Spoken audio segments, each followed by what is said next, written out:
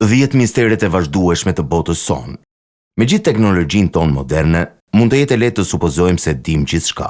Me një rëshitje të vogël të kishtit tonë, secili prej nesh mund të shohë në internet foto të hollësishme të sipërfaqes së Plutonit, apo do të lundrojë përmes Google Street View në stacionin McMurdo në Antarktidë.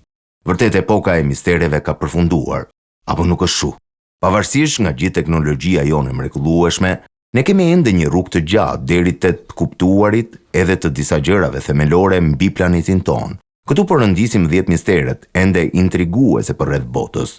Shpreha jashtë hartës ngjall imazhet e aventurës e egër në tokat e largta, vende si xhungla e Amazonës apo Antarktida. Në realitet, zonat e pashënuara në artën e botës mund të jetë më afër nga se ju mund ta mendoni. Disa nga qytetet më të mëdha të botës kanë ende rajone të paeksploruara, tek të cilat nuk ka qenë askush deri më tani, dhe zakonisht për shkak se është shumë e rrezikshme. Superlagja e varfër Nezacalcotitza në Mexico City është një vend i tillë, jashtëzakonisht i privuar, një zonë me një prani të kufizuar të policisë. Të tjerat, si qyteza Orangi në Karachi të Pakistanit, është vendosur në hartë në bazë të teknologjisë 2D, por mungon çdo lloj detaj që do ta lidhte me hartën e një lagjeje tipike. Në raste të tjera, vështirësia mund të vijë nga zhvillimi i shpejtë ekonomik. Në disa qytete afrikane dhe aziatike, ndërtimet janë aq të vrrullshme dhe të shfrenuara sa çdo hartë me një farë shkallë saktësie është e pamundur. Dhe kur ky lloj zhvillimi ndodh brenda një lagjeje të varfër e të rrezikshme, ju mund të ishni dorë nga çdo lloj shprese për realizimin e hartës. Por dështimi jon për ta bërë këtë mund të ketë pasoja. Në vitin 2012, qeveria nigeriane shkatërroi lagjet e varfëra lundruese të Makokos në Lagos. Për shkak se ajo nuk qe shënuar në hartë, puna e mbi një shekulli tani më ka humbur përgjithmonë. 9 malet misterioze të cilave nuk ju është ngjitur askush. Në 160 vitet e fundit, kur alpinizmi u bë mjaft popullor, ne kemi pushtuar shumicën e majave më të mëdha të botës. Everest, K2 dhe Kilimanjaro janë ngjitur në mënyrë të përsëritur, siç ka edhe qindra të tjerë që shumica prej nesh nuk i kanë dëgjuar ndonjëherë, por ne kemi ende një rrugë të gjatë nga pushtimi i çdo mali mbi tokë. Komiteti monitorues i malit Everest pretendon se ka një pafundësi malesh, të cilave nuk ju është ngjitur askush, se sa ato që tashmë janë eksploruar deri në maj. Problemi i vetëm është se ne nuk jemi 100% të sigurt se cilat janë ato. Nuk ka asnjë bazë të dhënash qendrore që të përmbajë të dhënat mbi këtë gjë, ndërsa disa janë të dukshëm, të tjerët jo. Në të kaluarën, publikimi i dëshmive të një ngjitjeje të suksesshme në një maj të errët ishte jashtëzakonisht jo praktik. Për pasojën e shpesh duhet të mbështetemi tek fjala e njerëzve që kanë vdekur shumë kohë më parë dhe që pretendonin se kishin arritur me sukses në një maj, pavarësisht se nuk kishin asnjë arsye e bindëse për te nderit për të pranuar nëse ata do të kishin dështuar. Prandaj ka probleme me vetë të dhënat. Shumë, sidomos nga ekipet japoneze dhe koreane, nuk janë përkthyer kurrë në anglisht ose bërgjërësisht të arritshme. Shumë të tjerë nuk janë digitalizuar. Ne e dim se ka maja misterioze që ende nuk janë pushtuar, por identiteti i tyre është po aq misterios sa vetë malet. 8. Mineralet e panjohura. Lista e mineraleve të njohura në tokë aktualisht numëron në rreth 5000 syresh. Kjo është një shifër e çmendur, ndaj edhe mund të na falet se kemi menduar se i kemi zbuluar thuajse të gjitha ato. Tek e fundit, vetëm një mineral i ri zbuluar në Australinë perëndimore bëri bujë në vitin 2014. Sipas një analize të vitit kaluar nga Robert M. Hazen në Institutin Carnegie për shkencën, ne mund të kemi ende një rrugë të gjatë për të përshkruar para se të kemi zbuluar të gjithë mineralet. Ekipi i tij ka përdorur një sistem shumë të sofistikuar të modelimit statistikor për të llogaritur numrin e mineraleve aktualisht panjohura që gjenden në tokë. Ata zbuluan një shifër prej 1500. Kjo nuk është aq e pamundur sa mund të mendohet. Shumica e mineraleve të tokës janë të rralla, duke u gjendur në 5 ose më pak zona në të gjithë planetin. Duke pasur parasysh në tokën, në të gjithë globin, që ende nuk është studiuar nga ekspertët, është arsyeshme të thuhet se shumë minerale mund të gjenden në zona tepër të vështira. Interesante tek shifrat e Hazen është fakti se ato përfshin mineralet që ende ekzistojnë dhe që ka të ngjarë të jenë të arritshme. Gjithashtu, modelet që projektoi ai dhe ekipi i tij zbuluan minerale që me gjas janë krijuar, pastaj kanë humbur sërish gjatë shekujve. Numri i përgjithshëm i këtyre të fundit mund të jetë shumë i madh. 7. Speciet panjohura. Në vitin 1972, biologja Jennifer Owen filloi të dokumentojë specie që ajo i gjente duke kërkuar për rreth në kopshin e saj në periferi të qytetit. Pas 40 vjetësh, ajo do të zbulonte më shumë se 8.000 specie, 20 prej të cilave nuk ishin parë kur më parë në Angli. Prej këtyre 20 prej se 4 ishin krejtësisht të reja për shkencën. Pa u larguar nga shtëpia e saj, Owen dokumentoi aksidentalisht zbulimin e 4 specieve krejtësisht të reja. Kjo anekdotë e shkurtër tregon se sa pak dim realisht rreth llojeve që jetojnë bashkë me ne në planet. Ka një numër të tillë krijesash, saqë njerëzit po përballen me to gjatë gjithë kohës, shpesh tek vendet ku është menduar se kishte më pak gjasa. Zbulimet e Owen ishin sa të pabesueshme, por nuk janë edhe më të pamundurat.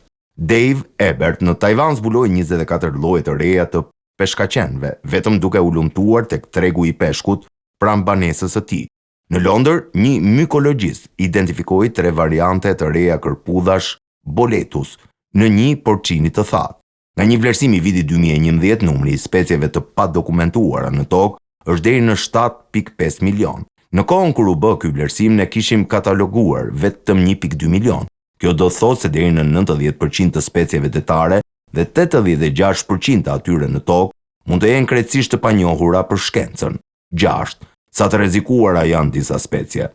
Ne kemi shtyrë kaq shumë specie në prag të zhdukjes, saqë ju ndoshta mund t'ju vi për një herë ndërmend disa nga emrat. Rinoceronti i ishujve i Java dhe të gjithë të tjerët përmenden shpesh edhe paraqiten në aktivitetet e bamirësisë, por ato janë thjesht vetëm kafshët që ne i njohim se janë të rrezikuara, ndërka që janë me mira në mos miliona ose më shumë, për të cilat ne nuk kemi asnjë ide nëse janë të gjallë dhe gëzojnë shëndet të plotë, të gjalla dhe të rrezikuara, apo thjesht kanë ngordhur me kohë. Një pjesë e problemit është mungesa e burimeve. Bashkimi ndërkombëtar për ruajtjen e natyrës ka bazën e të dhënave më të plotë në botë mbi kafshë të rrezikuara. Por në vitin 2013 ata mund të jepnin informacion për statusin e vetëm 71.576 specieve në mbar globin. Kjo shifër në mesin e 1.2 milion specieve që i njohim është një pjesë shumë e vogël. Zgjerimi i saj do duhet përfshinte 7.5 milion speciet potencialisht të pazbuluara, dhe është e qartë që ne nuk kemi asnjë ide se në çfarë kushte ndodhen ato. Një çështje tjetër është zbulimi i kafshëve.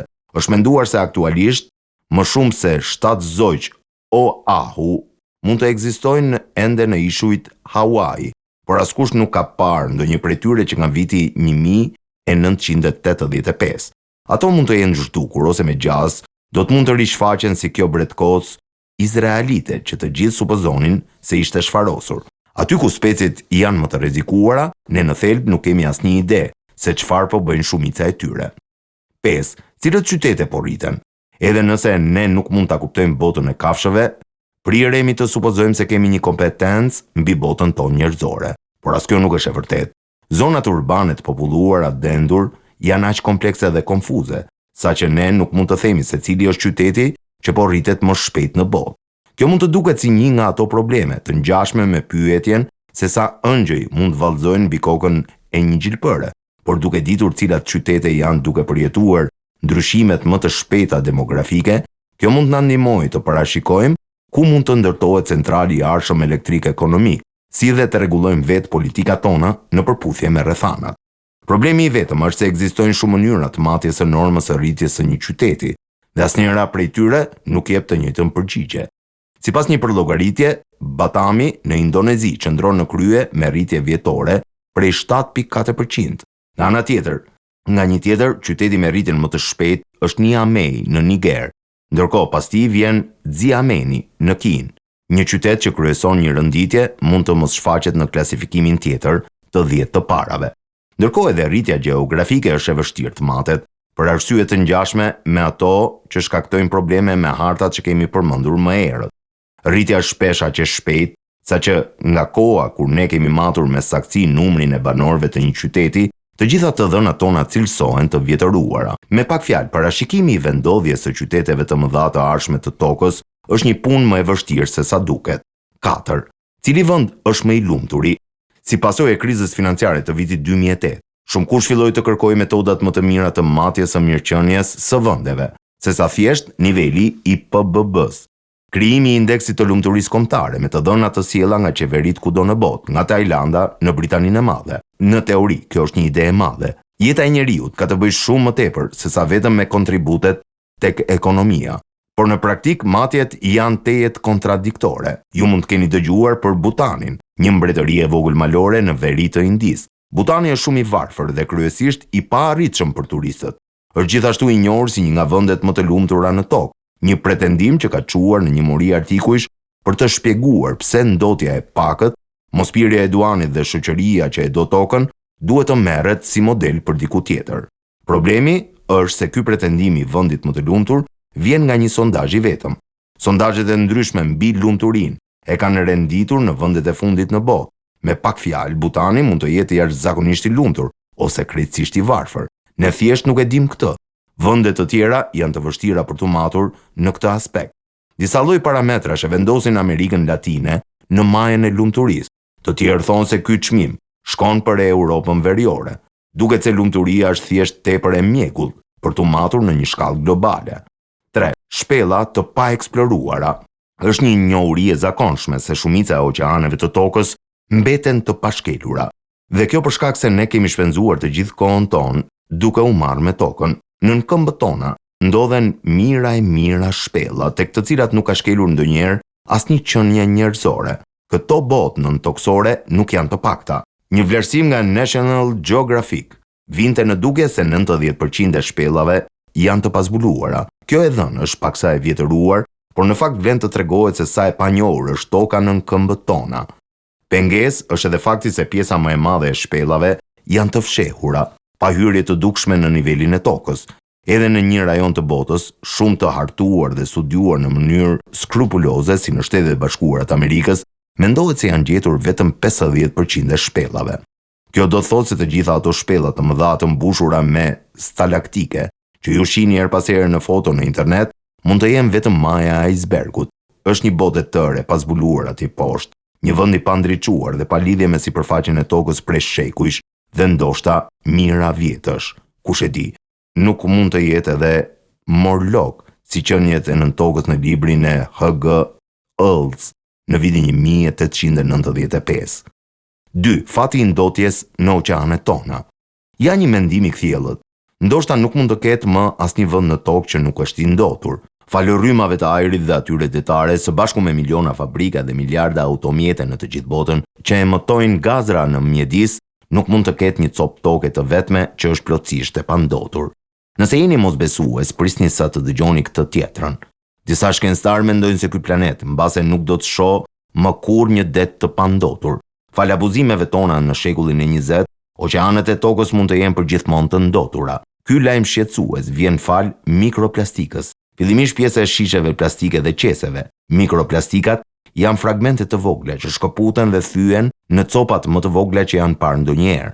Ato aktualisht mund të gjenden në çdo cep të oqeaneve, dhe askush nuk është i sigurt nëse do të mund të pastrohen ndonjëherë. Shkencëtarët më pesimist mendojnë se ato do të mbeten aty, për aq kohë sa do të ekzistojnë oqeanet në tokë. 1. Qytetrimet e pazbuluara. Duket sikur duhet të jesh goxha i ngatët për të humbur diçka të madhe, sikurse është një qytetrim i tërë. Megjithatë, speciet tona e kanë bërë këtë jo një herë, as 2 herë, por 10, ndoshta 100 herë. Shumë prej këtyre shoqërive, si Olmex, kanë qenë rizbuluar, edhe pse ata mund të jenë ndoshta vetëm maja e icebergut. Disa shkencëtarë mendojnë se teknologjia e re na ka vendosur në prag të zbulimit të 10 qytetrimeve të humbura. Thellësia e pyjeve të shiut ka qenë prej kohësh e aftë të na fshehë gjurmët e veprimtarisë njerëzore. Për këtë mjafton të pyesni ndonjë nga eksploruesit fatkeq që u nisën të zbulonin Eldorado apo qytetin e humbur Z. Kjo nuk do thotë se pyjet e shiut janë bosh. Ne kemi shquar her pas here shenja të veprimtarisë bujqësore apo gërmimeve që kanë ndodhur shumë kohë më parë. Për projekte të tilla në shkallë të gjerë, është e arsyeshme të supozohet se aty duhet të ketë gjalluar një qytetrim. Ne kemi tashmë potencialin për të përpjekur t'i zbulojmë këta popuj të zhdukur prej shumë kohësh, ndoshta duke kërkuar përmes dronëve me pajisjet posaçme nëpër zonat e thella të pyjeve të shiut. Nëse ne jemi me fat, mund edhe të gjejmë gjurmë të një populli të lashtë ose njerëz, të cilët në një farë mënyre ne i kemi harruar. Transmeton Syri.net.